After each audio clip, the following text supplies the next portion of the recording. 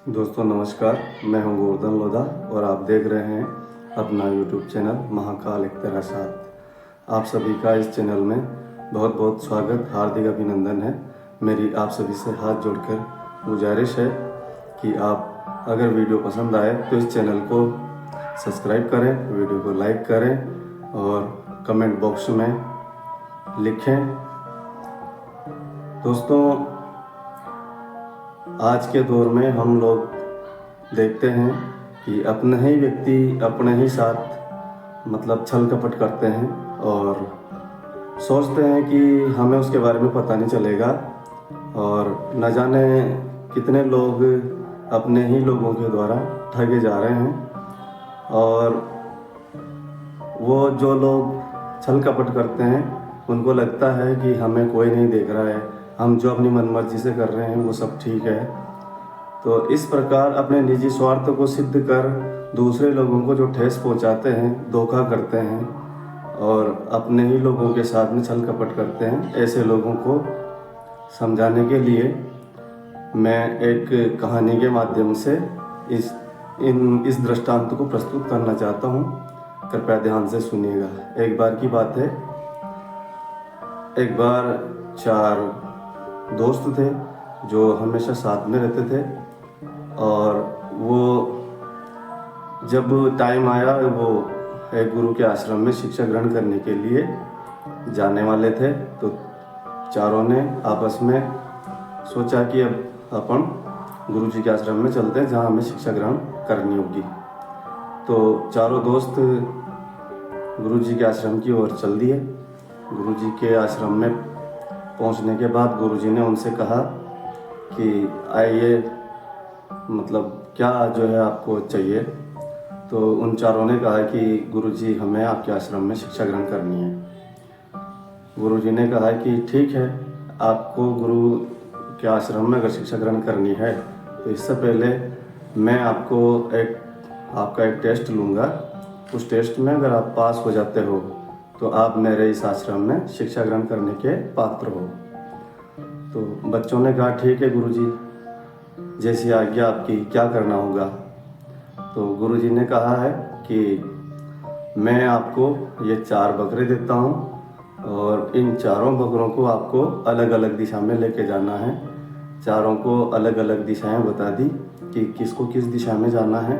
अपना अपना बकरा लेकर के सभी अलग अलग दिशा में जाएं और ऐसी जगह पर इनको काट के लाएं जहाँ पर उन्हें कोई नहीं देख रहा हो। तो सभी शिष्यों ने हाँ कर लिया कि हाँ गुरुजी, हम ऐसा ही करेंगे, जो आज्ञा आप दे रहे हैं हम आपकी आज्ञा की अनुपालना करेंगे। पहला शिष्य गया पूर्व दिशा की ओर, जहाँ पर घने जंगल थे, और उन घने जंगलों में सुनसान जगह थी जहाँ पर कोई नहीं था। तो उसने ऊपर नीचे दाएं बाएं इधर उधर देखा कि मुझे अब कोई नहीं देख रहा है। तो उसने निकाला अपना खंजर और बकरे को बलि चढ़ा दिया, और बकरे का धड़ वहीं छोड़ करके हाथ में बकरे की मुंडी लेकर के गुरुजी के पास पहुंच गया और बोला, गुरुजी मैं जो आपने बोला था वो काम कर दिया है, मुझे किसी ने नहीं देखा है। तो गुरुजी ने कहा आप रुकिए, 3 और अन्य जो अलग अलग दिशाओं में गए हैं उन सभी शिष्यों को आने दो, उसके बाद हम आपके बारे में बात करेंगे। तो शिष्य ने कहा ठीक है गुरुजी।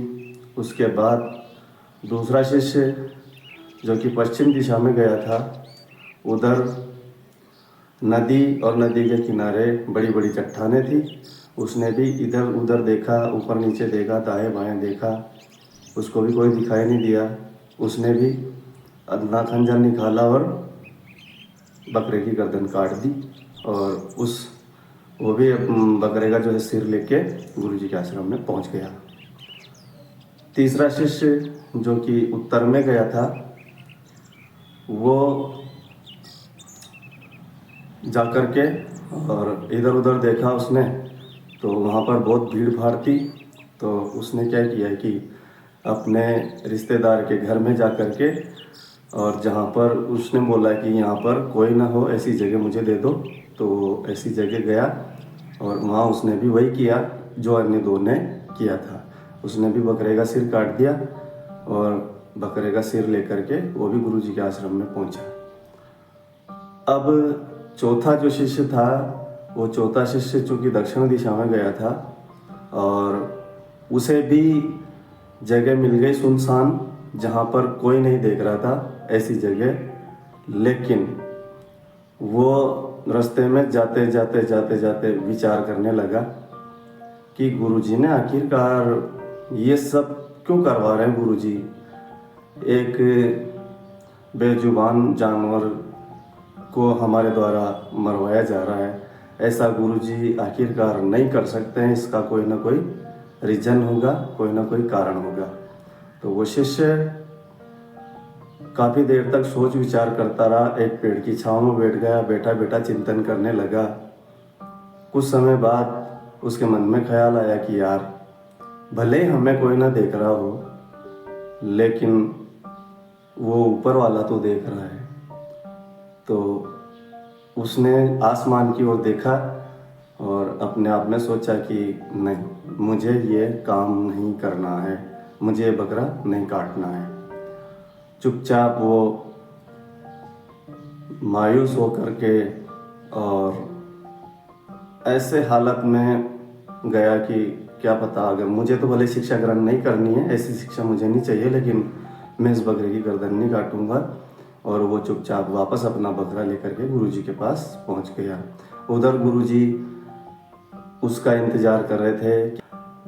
देखते ही देखते वो चौथा वाला शिष्य भी गुरुजी के पास पहुंच गया और गुरुजी के पास जा कर के उसने कहा, गुरुजी मैं क्षमा प्रार्थी हूँ, मेरे से जो आपने जो टेस्ट लिया था, जो काम मुझे दिया था, वो मैं नहीं कर सकता हूँ, क्योंकि आपने कहा था कि कोई नहीं देख रहा हो ऐसी जगह पे इस बकरे को काट के लाना है, तो ये आप परीक्षा में उत्तीर्ण हो सकते हो। लेकिन गुरुजी भले हमें कोई नहीं देख रहा हो, लेकिन वो ऊपर वाला तो देख रहा है। तो उस गुरुजी उसकी बात से प्रसन्न हुए और उन्होंने उसे अपना शिष्य स्वीकार कर लिया और बाकी अन्य 3 को बताया कि तुम लोग अभी परिपक्व नहीं हुए हो, तुम लोग अभी मेरे आश्रम में शिक्षा ग्रहण करने के काबिल नहीं हो, इसलिए आप पुणे जाइए।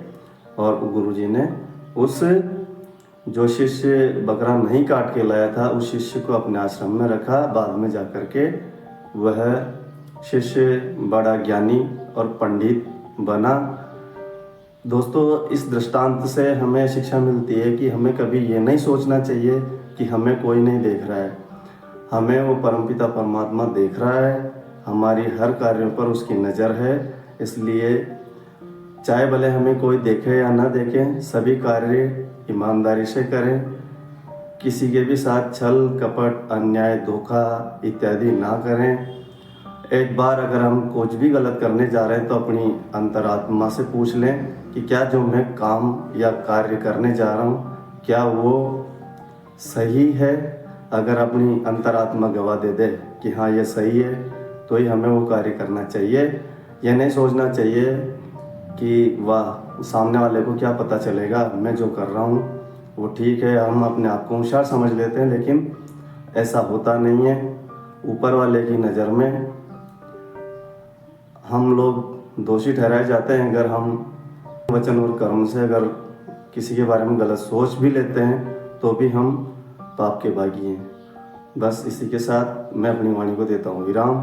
अगर आपको ये वीडियो पसंद आए तो मुझे बहुत सारा प्यार दीजिएगा, चैनल को पुनः सब्सक्राइब कीजिएगा, ये मेरी अपील है। Thank you so much, thank you.